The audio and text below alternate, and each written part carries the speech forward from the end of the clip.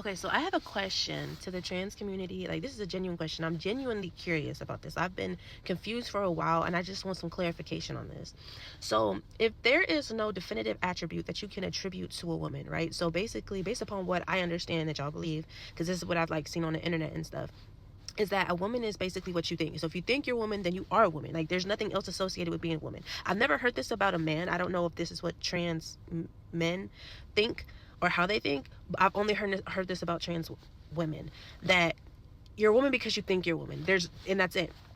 So if this is the case, then why do, and some of this may not apply to you, some of it might. If it do, cool. If it doesn't, cool. Okay. But overall, from what I've seen, if there is no physical attribution to being a woman, if you can attribute these features or these things to being a woman, then why do y'all do it?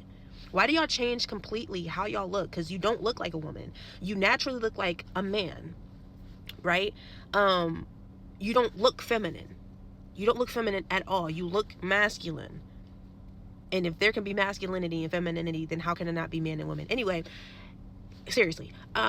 So if you weren't born with a vagina, why do you want a vagina? Isn't that attributed to being a woman? Don't you have to have a vagina to be a woman? And if that's not the case, then why do you want to have a vagina? Why do you want to have a uterus? Why do you want to have a baby if that's not attributed to being a woman? Why do you want to have a big butt? Why do you get breast surgery? Why do you take hormones to soften your features and then raise your voice? Why do you grow your hair out? Why do you wear earrings? Why do you get your nails done? Why do you wear lashes? Why do you, like, you do a lot of things to make you look feminine, and femininity is womanly.